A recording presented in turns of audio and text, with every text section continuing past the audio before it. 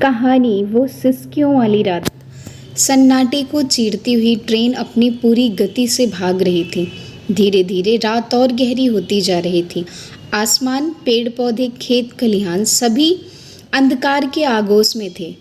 दोनों बाहर के अंधेरे सन्नाटे में विलीन हो रहे थे।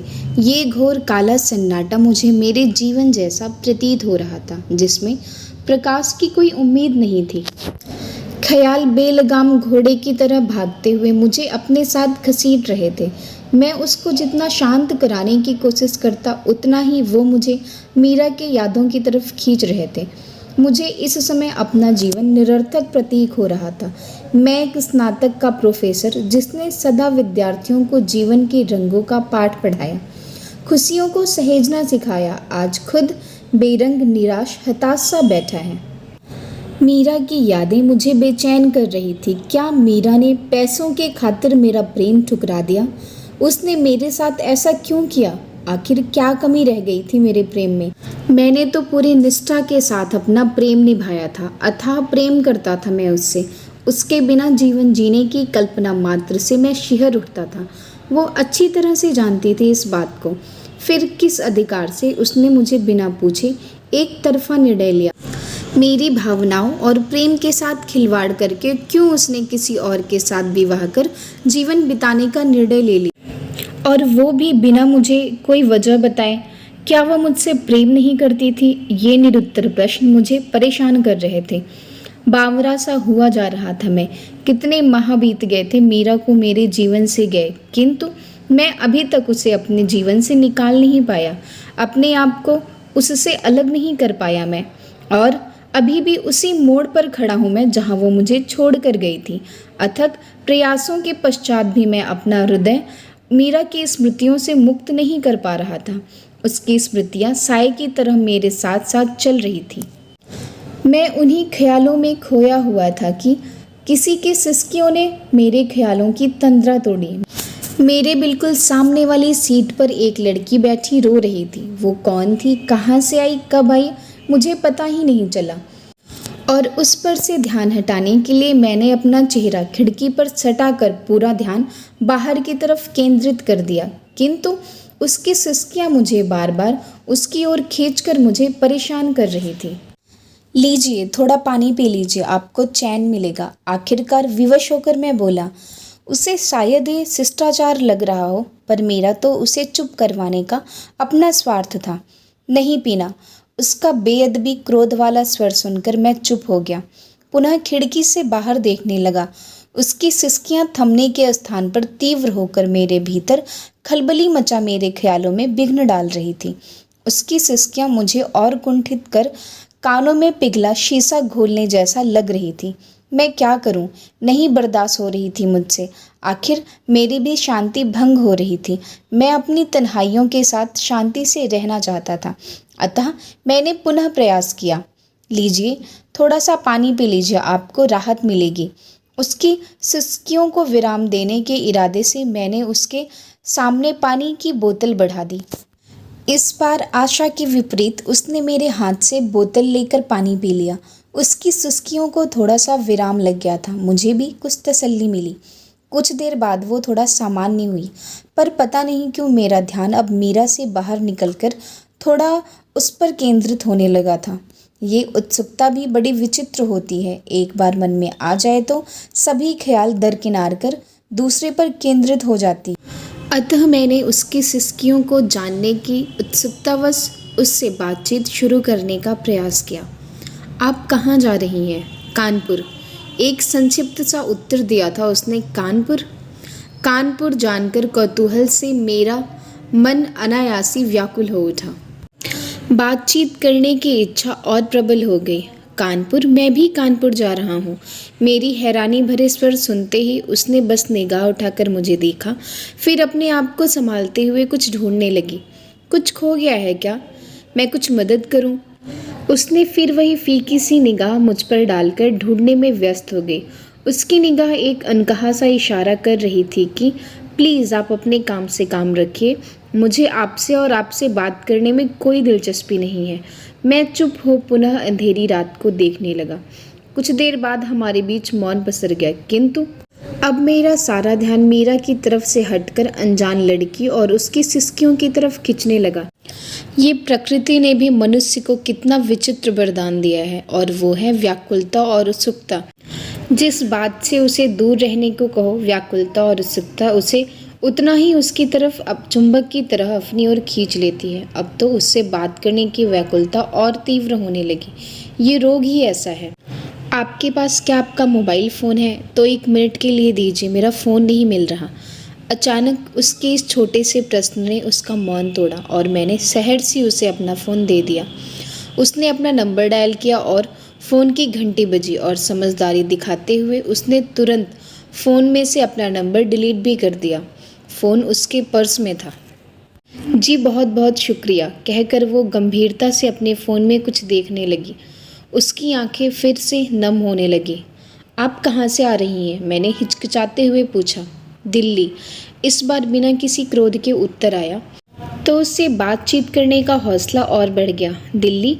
मैं भी दिल्ली से आ रहा हूँ, पर शायद मैंने आपको सामने सीट पर पहले नहीं देखा। वार्तालाप को विराम न लगे इसलिए मैंने उससे कह तो दिया, किंतु सत्य तो ये था कि अपने ख्यालों की पीड़ा में खोए होने के कारण मुझे स्वयं ही नहीं पता कि वो कब मेरे सामने आई या मेरे बराबर कौन बैठी हुई है। हाँ, वो स्टेशन पहुंची तो घबराहट में दूसरी बोगी में चढ़ गई थी। बाद में अपनी सीट पर आई। ओह ओके, वैसे आपका कानपुर में कोई रहता है या? एक क्षण के विराम के बाद मैंने पूछा। जी मेरा घर है कानपुर, दिल्ली में तो मैं जॉब करती हूँ। धीरे धीरे हम दोनों ही अपने अपने ख्यालों को खोल के बाहर निकलकर सामान्य होने लगे थे। हाय, मैं नीलेश। मैंने पूर्णतः दोस्ती के अंदाज में उसको अपना परिचय दिया और इस भाव की गरिमा का मान रखते हुए उसने अपना भी परिचय दिया। हेलो, मानसी। कुछ क्षण मौन रहने के बाद मैंने बात आगे बढ़ाने के इरादे से कहा, वैसे मैं दिल्ली का रहने वाला हूँ और कानपुर किसी काम से जा रहा हूँ। आप दिल्ली में कहाँ पर रहती हैं? बसंत कुंज। मेरे घर से बस थोड़ी दूर पर ही है बसंत कुंज। हमारी बातचीत अब कुछ सामान्य गति पकड़ रही थी। कुछ इधर उधर की फालतू बात करने के बाद मैंने कहा, वैसे कानपुर में जहाँ मुझे जाना है उनका पता ठिकाना तो मैं लाया हूँ, और फिर आजकल तो गूगल लोकेशन जिंदाबाद। किंतु फिर भी अगर कोई समस्या आई तो आप मेरी मदद कर दीजिएगा। आखिर आप कानपुर वासी हैं और जो जहाँ का वासी होता है वो गूगल लोकेशन को भी फेल कर देता है। और इस हल्के से अंदाज से वो मुस्कुराने लगी। हमारे कंपार्टमेंट की मध्यम सी फीकी सी रोशनी उसके ऊपर पड़ रही थी, जिसमें वो अत्यंत प्यारी लग रही थी और उतनी ही मासूम और मोहक थी उसकी मुस्कुराहट। मेरी नज़र उसके चेहरे पर टिक गई। एकदम निर्मल खूबसूरत चेहरा था उसका, और उस पर उसके खुले काले केस बार बार उसके चेहरे पे अटखेलियाँ कर उसे और भी खूबसूरत बना रहे थे। मैं मंत्रमुग्ध सा उसकी खूबसूरती में खो गया। तभी ट्रेन की सीटी ने मेरी तंद्रा तोड़ी। हम एक दूसरे को देखकर मुस्कुराने लगे। कभी बातचीत तो कभी मौन, यही चल रहा था हम दोनों के बीच। कुछ सहज हो गए थे हम। थोड़ी देर इधर उधर की बातचीत के बाद हम दोनों एक दूसरे से दोस्ती के रिश्ते में बंध गए थे। हम अजनबी दोस्त बन गए थे। उससे बात करने के बाद कितने वक्त के बाद हल्का हल्का सुकून सा महसूस कर रहा था मैं। धीरे धीरे औपचारिकता अब अनौपचारिकता में परिवर्तित हो गई थी। हमारी बातों में आप से तुम पर आ गए थे। वैसे अब तो हम दोस्त बन गए हैं, तो अगर ऐतराज ना हो तो तुमसे एक बात पूछूं? तुम रो क्यों रही थी? तुम मुझे बता सकती हो, पीड़ा बताने से सुकून मिलता है और स्वयं को हल्का सा महसूस होता है। मैंने उससे अपना सबसे अहम प्रश्न पूछ लिया था। आखिर इसमें मेरा भी तो स्वार्थ था। मैं भी उसे बताकर अपनी वेदना से सुकून पाना चाहता था। मैं भी तो भीतर ही भीतर घुट रहा था। मेरा हृदय भी तो पीड़ा से भरा हुआ था और मैं भी उसके समक्ष अपने हृदय की खिड़कियों को खोलने के लिए व्याकुल था। जीवन में कई बार किसी अपने के समक्ष अपने हृदय खोलने से पीड़ा को उतना सुकून नहीं मिलता जितना किसी अजनबी से बात करके मिलता है, और अजनबी निष्पक्ष निस्वार्थ भाव से आपके भावों का आकलन कर समझकर आपको सांत्वना का मरहम लगाकर ठंडक भरा एहसास देता है। मेरा प्रश्न सुनकर उसने मुझे सूनी और नम निगाहों से देखा और बिना कुछ बोले खिड़की के बाहर अंधकार को देखने लगी। शायद इतना व्यक्तिगत प्रश्न पूछने पर उसे बुरा लग गया। यही सोच मैं चुप हो गया। हमारे बीच मौन पसर गया। मृदुल मृदुल नाम था उसका। कुछ क्षण बाद उसने मौन तोड़ा।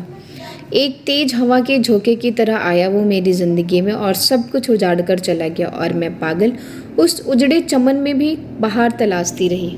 मैं और मृदुल हम दोनों एक ही कंपनी में जॉब करते थे। उसका गंभीर स्वभाव था किंतु आकर्षक व्यक्तित्व का स्वामी था। ऑफिस में कई लड़कियों का कान्हा बन चुका था वो, पर उसे सिर्फ अपने काम से प्रेम था। मुझसे भी अतिरिक्त कोई बात न करके सिर्फ काम की ही बात करता, पर मैं उसके व्यक्तित्व की तरफ आकर्षित होकर कब उसके मोह पास में बच गई मुझे पता ही नहीं चला। अपनी नारी की गरिमा का मान रखते हुए मैंने कभी पहल नहीं की। वक्त यूं ही बीत रहा था। उस दिन हमारे ऑफिस में शुक्ला अंकल की सेवानिवृत्ति की पार्टी थी। सब अपने में व्यस्त थे। उस दिन उसकी निगाह मुझ पर ही टिकी थी। मैं थोड़ी असहज महसूस कर रही थी किंतु मुझे भी अच्छा ही लग रहा था। पार्टी के बाद उसने मुझे घर छोड़ने के लिए कहा तो मैं सहर्ष तैयार हो गई। बस फिर हमारी प्रेम कहानी शुरू हो गई। वो मन ही मन मुझसे प्रेम करता था। उस दिन मुझे पता चला और मेरे सपने पंख लगा आसमान में उड़ने लगे। एक दिन उसने मेरे समक्ष विवाह का प्रस्ताव रखा। मुझे तो जैसे मुंह मांगी मुराद मिल गई थी। अगले दिन वो मुझे अपने घर वालों से मिलाने लेकर जाने वाला था। मैं उसका इंतजार करती रही पर वो नहीं आया। कुछ दिन तो वो ऑफिस भी नहीं आया। मैंने उससे बात करने की, उसके विषय में जानने का हर संभव प्रयास किया पर कुछ नहीं पता चला। कहीं से भी किसी को भी उसके बारे में पता नहीं चल रहा था। हृदय अनवांछित ख्यालों से भरने लगा। कितनी पीड़ा हो रही थी मुझे अनुमान लगाना भी मुमकिन नहीं था। हारकर मैंने सब कुछ नियति पर छोड़ दिया। कुछ दिन इंतज़ार में बीतने के बाद एक दिन अचानक से मुझे पता चला कि उसने अपने करियर को आगे बढ़ाने के लिए दूसरे शहर की बड़ी कंपनी की मालिक की लड़की के साथ विवाह कर लिया है। जज्बाती हो गई थी मैं। यह सुनकर ऐसा लगा कि हृदय की गति रुक गई। उसकी बेवफाई में बावरी सी हो गई थी मैं। अथाह प्रेम करती थी मैं उससे। मेरे साथ प्रेम करके विवाह प्रस्ताव मेरे समक्ष रखकर किसी और के साथ कैसे विवाह कर सकता था वो? दौलत के खातिर उसने विवाह का निर्णय लिया, पर मुझे बिना बताए मुझे ऐसी सजा क्यों दी? क्यों उसने झूठा प्रेम कर कर मेरी भावनाओं के साथ खिलवाड़ किया? क्यों क्यों?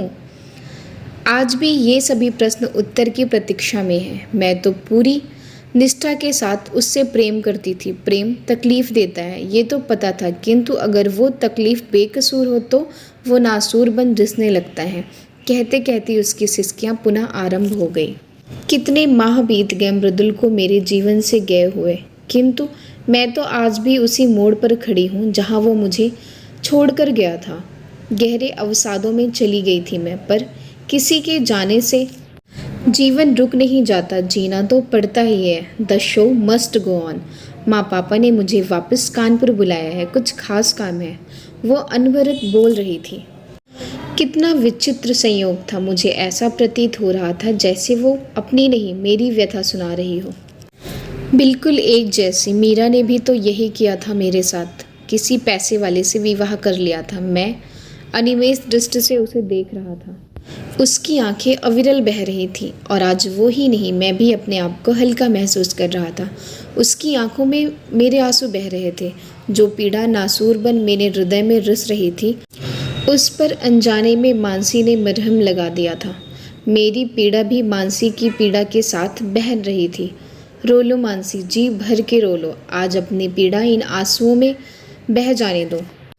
आज अपना हृदय इन आंसुओं से निर्मल कर लो ताकि फिर ये दोबारा आंखों में मेहमान न बने। हम दोनों की एक जैसी ही कहानी है। मीरा भी मेरे जीवन से ऐसी ही चली गई थी जैसे मृदुल। कुछ क्षण रुककर मैंने कहा। कुछ देर के लिए हम मौन हो गए, किंतु हम दोनों के मन बेचैन थे। मौन हमारे बीच वो अनकही बातें कह रहा था, वो शब्द जो हार नहीं मान रहे थे। मीरा और मृदुल की स्मृतियों से मुक्त होने को और इस अवसाद से बाहर जाने को हम व्याकुल थे। अतः गहरा सुकून मिल गया था मुझे, संभवतः उसे भी। तुमने सच कहा था नीलेश, अगर किसी अजनबी के समक्ष अपना हृदय खोल दो तो अत्यंत सुकून मिलता है। आज कितने माह के बाद कितना सुकून, कितना हल्का महसूस कर रही हूँ मैं। ऐसा प्रतीत हो रहा है जैसा मेरा हृदय मृदुल मुक्त हो गया हो। मेरा भी मीरा मुक्त। कहकर हम हंसने लगे। कितनी उन्मुक्त थी वो हंसी। खैर छोड़ो।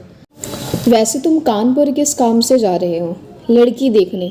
लड़की देखने अर्थात वो विस्मय और अचंभित भरी निगाहों से मुझे देख रही थी।